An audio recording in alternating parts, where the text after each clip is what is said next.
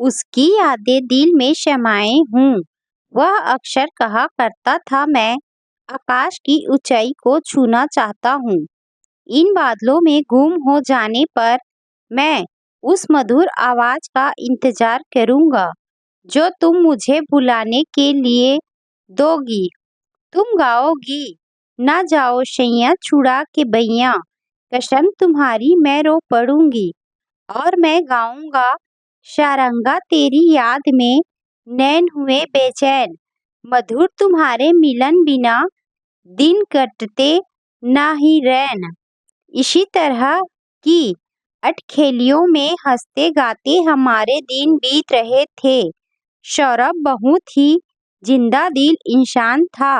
मैंने उसे जितने करीब से देखा था, उससे ऐसा आभास होने लगा था कि हम दोनों एक दूसरे के लिए ही बने हैं और एक दूसरे के लिए ही हमारा जन्म हुआ है। उन दिनों सौरभ और मैं रविंद्र कॉलेज में बीए अंतिम वर्ष में पढ़ते थे।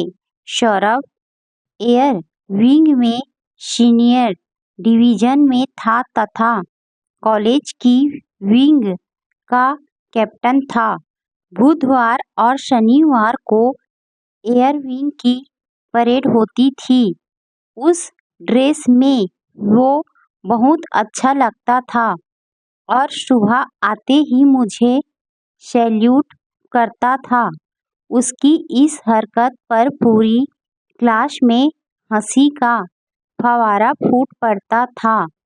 सौरभ कहता था, अवनी, तुम्हारे प्रति एक अनजाना सा आकर्षण महसूस करता हूँ। मैं एक किताब में भी पढ़ा था मैंने कि यूं तो दुनिया में करोड़ों स्त्री पुरुष हैं, लेकिन किसी विशेष के प्रति हमारा आकर्षण इसलिए होता है क्योंकि कुछ हार्मोन्स हमें आकर्षित करने के लिए प्रेरित करते हैं और उससे आकर्षित होने को ही हम कहते हैं कि मुझे उससे प्यार हो गया है। दिल की धड़कनें बढ़ जाती हैं। उसके इंतजार में दिन रात एक हो जाती हैं। फिर सौरभ ने एयर विंग के माध्यम से एयर क्राफ्ट की ट्रेनिंग शुरू कर दी थी। वह छोटे प्लेन उड़ाने लगा था। उसका सपना पायलट बनकर वायुसेना में जाने का था, जहां वह हिमालय की ऊंची ऊंची वादियों में उड़ सके। लेकिन जब भी वो प्लेन उड़ाने जाता, मेरा दिल बहुत डरता। एक अनजाने भय से मैं कांप जाती। इसी बीच हमारे फाइनल ईयर की परीक्षाएं खत्म हो गई थी। सौरभ ने वायुसेना में जाने के लिए फॉर्म भरा था, जिसमें उसका सिलेक्शन भी हो गया था। उस समय वो बहुत खुश था और बोला था, मेरी ट्रेनिंग पूरी हुई, नौकरी लगी कि इसके बाद हमारी शादी पक्की समझो। अब हमारे घर वालों को भी हमारी पसंद पर कोई एतराज नहीं था। उसके जाने के बाद रात रात मैं सौरभ की कुशलता की कामना किया करती थी। हर पल मन बोझिल सा रहता था, किसी काम में मन नहीं लगता था। दिसंबर की ठंडी सुबह थी।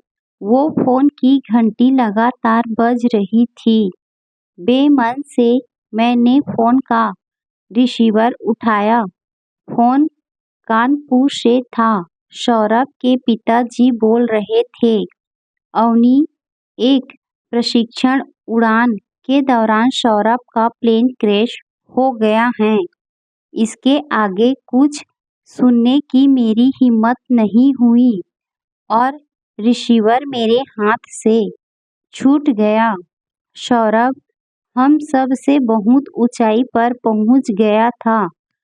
इस आकाश इस ब्रह्मांड से भी ऊपर एक सुखद स्वप्न की तरह कॉलेज की यादें अब केवल यादें ही रह गई हैं। सौरभ की जिंदा दिली, हंसमुख स्वभाव इतने सालों के बाद भी जेहन में अपना सुरक्षित स्थान बनाए हुए हैं।